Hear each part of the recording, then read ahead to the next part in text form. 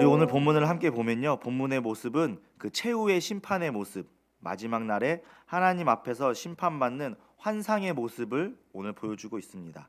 11절에 보면 심판자가 누구인지 나오고 있는데요. 크고 흰 보좌와 그 보좌에 앉으신 자, 즉 하나님임을 우리에게 보여주고 있습니다. 흰색은 깨끗함과 순결함과 영광을 나타냅니다. 이미 예수님은 변화산에서 이러한 흰색의 모습을 우리에게 보여주셨습니다.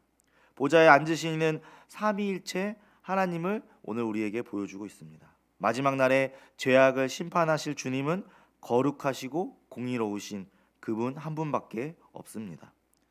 하나님 앞에서 땅과 하늘이 피하여 사라졌다고 나오고 있는데, 이는 하나님의 영광이 온 세상에 가득 채웠기에 땅과 하늘이 보이지 않았다는 뜻입니다.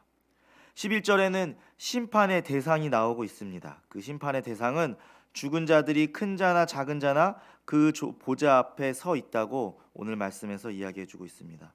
죽은 자들이 부활하여서 심판의 보좌 앞에 서 있는 모습을 우리에게 보여주고 있습니다. 죽은 자들, 우리 모두는 심판의 대상이 되게 되는 것입니다. 그 보좌 앞에 책들, 또 다른 책, 곧 생명책이 펼쳐져 있습니다. 책들은 각 사람의 행위가 기록된 책을 의미하고 있습니다. 삼위일체 하나님은 그 영광 가운데 세상 모든 사람의 행실을 알고 계시며 각 사람의 행위는 모두 이 책들에 기록되어져 있습니다. 심판의 원리는 다른 것이 아니라 바로 우리의 행위입니다. 하나님이 모든 사람의 모든 행위를 알고 계시므로 성도는 죄악을 멀리하고 사람들에게 이 생명의 길로 갈 수 있는 그 원리를 알려주어야 합니다. 우리가 아는 불신자들은 여러 가지 생각을 가지고 있지만 이런 생각들을 많이 합니다. 어차피 죽으면 모든 것이 끝난다고 말하곤 합니다. 하지만 성경은 죽음이 결코 끝이 아님을 오늘 우리에게 이야기해주고 있습니다. 요한은 본문에서 죽은 자들이 자기의 행위에 따라 심판받는다고 우리에게 오늘 이야기해주고 있습니다. 여기에는 누구도 예외가 없습니다.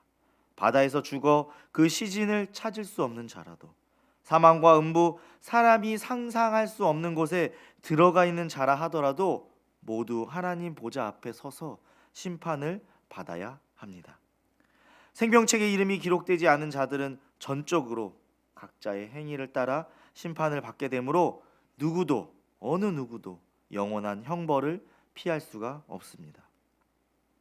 아까 말씀드린 대로 세상의 많은 사람들은 죽음 이후에 시간이 존재하지 않는다 이렇게 생각하며 살아갑니다. 또는 죽음 이후에 그 이유를 걱정하면서 엉뚱한 곳에 가서 절하고 비는 경우들이 많이 있습니다.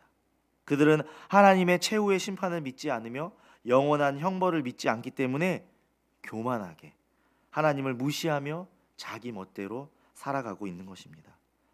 그러나 하나님이 사람들을 지옥에 보내는 것이 아니라 각자의 자신들의 행위로 지옥에 가게 되는 것임을 우리는 기억해야 합니다. 우리의 행동, 잘못된 선택에는 반드시 책임이 따르게 됩니다. 우리는 그렇기 때문에 하나님 말씀대로 살아가려고 노력해야 합니다. 그런데 생각해 보면 반대로 아무것도 하지 않으면 괜찮지 않을까 이런 생각을 할 수 있습니다. 그러나 아무것도 하지 않고 가만히만 있어도 우리는 그 행위대로 지옥에 가게 되는 것입니다. 모든 사람은 죄인이기에 우리의 삶에는 중요한 결단이 필요합니다. 아무것도 안 한다고 되는 것이 아니라 하나님을 믿고 따르는 것, 그의 결단이 필요한 것입니다. 그 믿음에 따라 방향을 바꾸는 중대한 결단이 우리에게 필요합니다. 이 아침에 오늘 이 자리에 나와 하나님 말씀 묵상하고 기도하는 성도님들은 다 그러한 결단을 하신 분들인 줄 믿습니다. 죽은 자들을 붙잡고 있던 사망과 음부 역시 더 이상 존재할 이유가 없어졌기 때문에 영원한 불못에 던져지게 됩니다. 14절에서는 이를 둘째 사망이라고 부르고 있습니다. 이는 이미 죽은 자들이 심판을 받아 불못에 던져짐으로 둘째 사망이라고 칭하고 있습니다. 성경에서 이는 확실함을 상징하기에 확실하고 영원한 죽음을 오늘 우리에게 이야기해 주고 있습니다.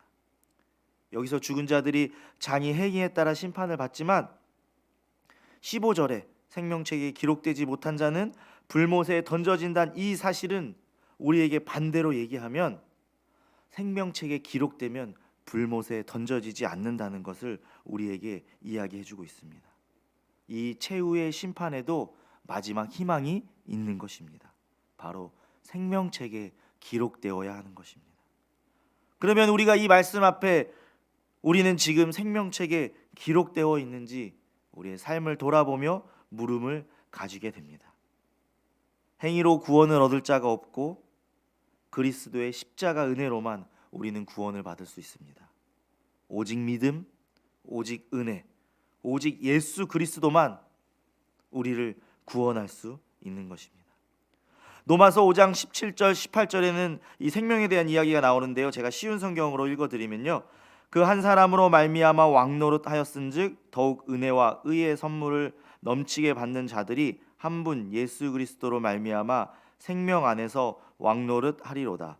그런즉 한 범죄로 많은 사람이 정죄에 이른 것 같이 의의 한 행동으로 말미암아 많은 사람이 의롭다 하심을 받아 생명에 이를 얻느니라.